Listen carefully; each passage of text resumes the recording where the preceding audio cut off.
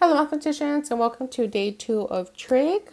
Please have this green sheet in front of you because we're going to fill it out, and this worksheet, Trig ratios part 1. That's what we're going to go over today. So to use trig ratios, you need two things. The first one is that you have to have a right triangle. Oops, that is too skinny. A right triangle. This does not work for any triangle. It has to be a right triangle, like Pythagorean's theorem. The second thing you need is you either need two sides, or, this or is very important, one side and one angle, okay? So the difference between trig ratios and Pythagorean's theorem is that trig ratios starts dealing with the angles. Pythagorean theorem is very picky and he just wants to deal with the sides. That's chill. So before I jump into trig ratios, I'm going to talk about our labeling, okay? So right off the bat, since we have to deal with right triangles, I'm going to put this little right symbol that we use in math. So the goal right now is that we're going to label our triangles. And right off the bat, we always know that what is across the hypotenuse is going to be what it's across my right angle is my hypotenuse. Oh, I told you guys. Hypotenuse. This one always stays the same. Hypotenuse is always hypotenuse.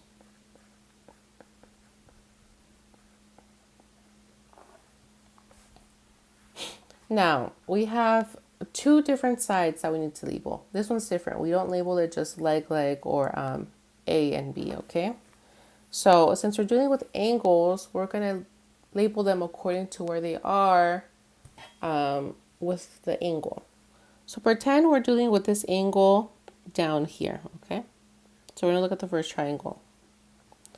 Well, what side is opposite to this angle?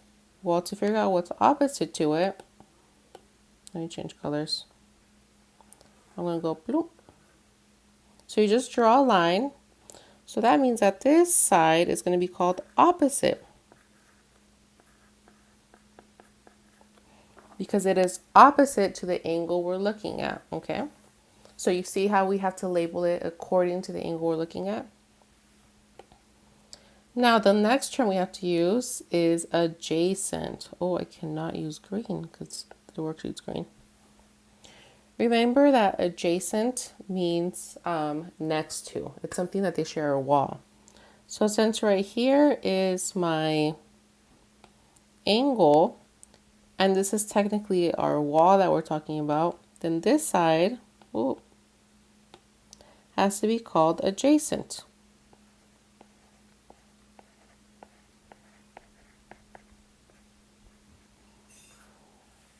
All right, so this is how we label our triangle. But what happens when that is not the degree we're looking at, or not the angle we're looking at? What if our angle's up here now? Well, now our layout's going to change, okay? So again, we're going to look at the side that's opposite. So you're just going to draw a straight line. Oh, so now this side down here is called opposite. Now, what side is next to or adjacent to this? Well, we just draw a little arrow like this. So now this side is called adjacent.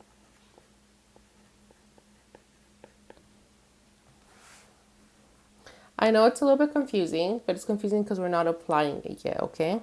So these are the two cases that you're going to have. Either your angle that you're focusing on is going to be at the top or at the bottom. And depending how it is, the names of your sides are going to change, okay? So now let's actually talk about the trig ratios. So sine, cosine, and tan. They sound scary, but all they're doing is that they're comparing two of these sides, okay? So they're comparing opposite hypotenuse, they're comparing adjacent hypotenuse. Someone figured out that there's a common ratio when you compare these two things, and they called it sine, cosine, and tan, okay? So this little square for sine, we're going to leave it empty. But typically, in this box, we're going to put the degree that we're looking at. We're looking at the angle, right? And we measure angles in degrees. So we're going to put a little degree sign right there.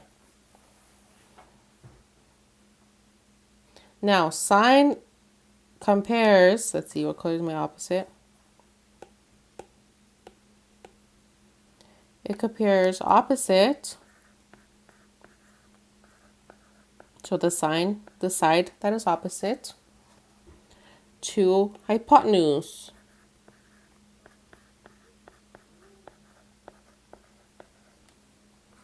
All right.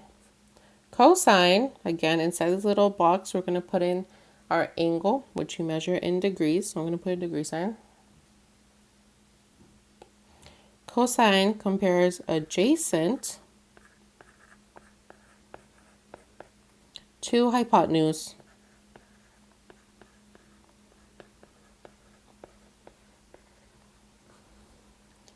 Tan, again, our angle measured in degrees, compares opposite to adjacent. So all the trig functions are doing is that they're comparing all the different ways we can combine the sides together, okay? So we get sine, cosine, and tan. And that is all we're going to fill out for now. We're going to switch over to the worksheet so I can show you how to apply these things, okay? So trig ratios, part 1. Find the measure of x, round to the nearest tenth. Okay, well, right off the bat, I want to label my triangle. So we're looking at this angle right here. And my right angle is right over here. How do I know that? Because it's the only one that looks like a right angle. Now remember that the one that is across my right angle is always going to be my hypotenuse. So this side I'm going to call hypotenuse, and I'm going to abbreviate with the HYP. Now I need to find opposite. So what is opposite to this angle? Well, if I draw a straight line, oh, I get that one. So that means that this side is called opposite. Last one, I need to find what side is next to my angle. Well, if I draw a little triangle, we find that this one is called adjacent. So now what I need to do is I need to figure out which trig ratio I'm using, okay? Do they give me hypotenuse?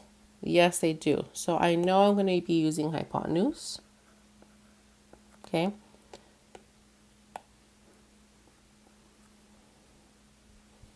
Now, did they give me anything with adjacent? No, they didn't. I'm not using adjacent at all. That one's out. But if we look at opposite, you might be saying, well, they didn't give us opposite because it's x. Well, because it's x, they want us to solve for it. So to solve for it, I need to include it in my trig function. So technically here, I'm dealing with hypotenuse and opposite. So let's see which trig function deals with hypotenuse and opposite. And right off the bat, it's this first one right here, sine, okay? So over here, I'm going to write sine. The equation I'm using is sine of some angle is going to equal to opposite over hypotenuse.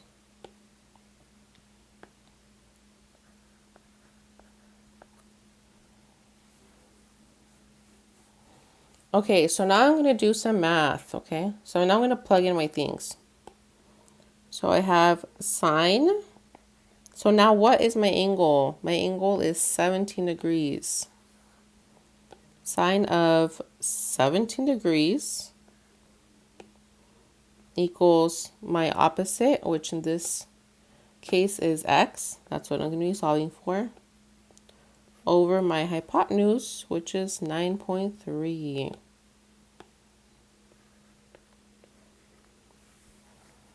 Okay, cool. So now I have to solve for x. So let's just forget about sine 17 degrees, okay? Let's just ignore it for now. Pretend it's not there. So I'm going to focus on this side. I want to get x by itself. Is it by itself? It is not. How do I get it by itself? Well, I have to get rid of this 9.3. So let's focus on that. 9.3. 9.3 is dividing with x. So to get rid of it, I have to do the opposite and multiply. So I'll multiply this side. I'll multiply this side. This crosses out with that. So now I have 9. Oh, hold up. So now I have 9.3 sine of 17 degrees equals x. Now I want you to notice that I put sine in the very front. I put 9.3 in the very front. 9.3 is multiplying with sine of 17. I did not multiply 9.3 times 17 because 17 is trapped by sine. So if you want, and if it helps you, you could put these like parentheses to let you know that sine is to not be messed with, okay? So now we're done. We have x by itself. So how the heck do we put this in the calculator? Well, I'm going to show you, okay? I highly recommend using Google Calculator. The calculators in the classroom are going to make it a little bit, they're very picky, okay? So first thing, I'm going to do 9.3. So 9.3 times. Now, this is very important. Before we go on, right here in this corner, we have radians and degrees. We are measuring with degrees. Radians is another unit of measure. So you know how there's inches and centimeters? Well, there's radians and there's degrees. They measure the same thing, but they have different lengths. We are focusing on degrees. So make sure that it is circled, or not circled. Make sure that the degrees is the one that's like bolded. Because if not, you're going to get different answers and Delta Math's going to kind of wrong. So anyways, it's going 9.3. And then, over here we have all of our lovely trig functions. You see that? So you're going to hit sine. And inside of sine, we're going to hit 17 and then close it. So my answer is 2.719. I want to round to the nearest tenth. So my answer is going to be 2.7.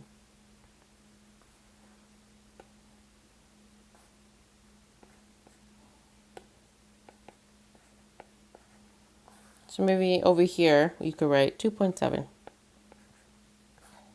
All right, cool. Let's do the next one. I'm going to go a little faster this time. So case 2, find the measure of x, round to the nearest tenth. So again, I'm going to figure out what they gave me. So here's my degree. Hypotenuse is always across from my right angle. So this is hypotenuse.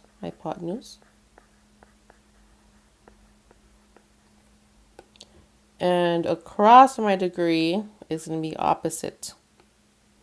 So this one's opposite. If you notice, that's all the sides that they give me. So obviously this side's going to be adjacent. But there's nothing here. It's completely blank. So I'm not even going to be dealing with that guy. Oh, so again, I'm dealing with opposite.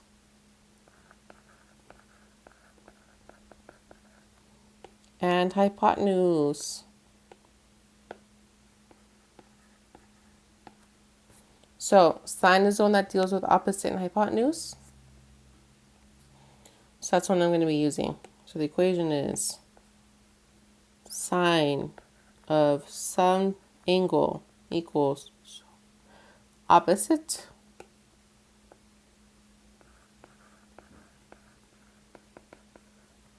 over hypotenuse. So now I'm going to plug in my values. So sine of 37 equals opposite 0.6 all over x. Oh, so now this one's different, okay? So at the top we had, let me get my red one. We had x at the top of our fraction. You see that? Now it's at the bottom. Ooh, it's kind of an issue when it's at the bottom, okay? So the way we do this is that we have to bring it to the top. How do we do that? Well, let's go back to our steps right here. Last time we had 9.3 at the bottom, and when we moved over to the other side, it came to the top. So that's what we have to do. We're going to have to move it to the other side, because when we move it to the other side, it ends up being at the top, okay? So I'm going to multiply by x, because I want to bring it to the top. And what I do to one side, I do to the other side. X divided by x becomes 1, so it's just going to cross out. And I'm left with x times sine, oh, let me make that a little darker. X times sine of 37 degrees equals 0.6. Okay, cool. So now I have no more fractions. My x is at the top. But is my x by itself? Nope, it is not by itself. It is with this sign. So you might be thinking, how do I get rid of that? That's scary. Well, let's just remember that x is multiplying with sine. So to get rid of sine, I have to do the opposite.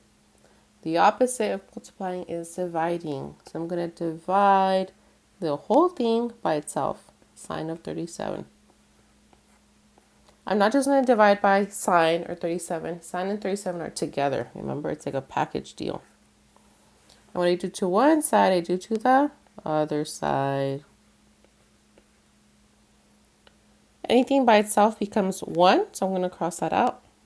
And I'm left with x equals 0.6 divided by sine of 37 degrees.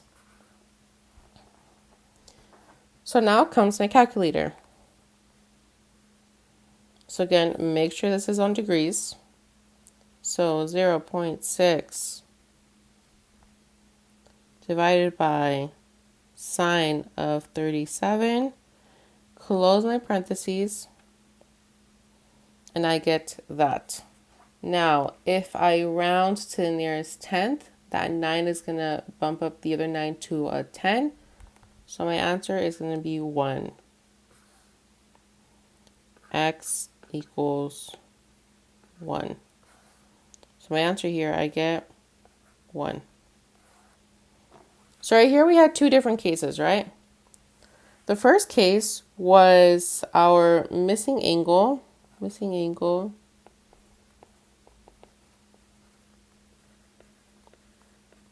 was on top, but let's be precise, was the numerator.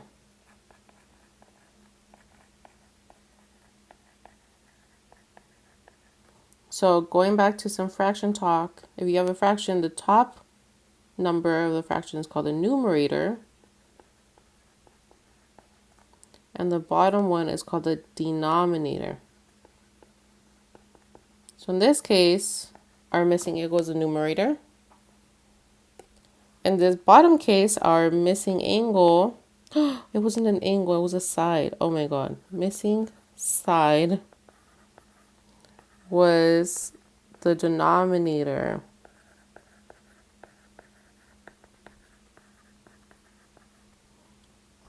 So when we had as a denominator, we had to do a couple more steps, right? Because we had to move over, bring up x, and then get it by itself. Oops, sorry, you guys. This was supposed to be side. Missing side. And there you have it. So go ahead and do some practice, and I'll see you for the next video.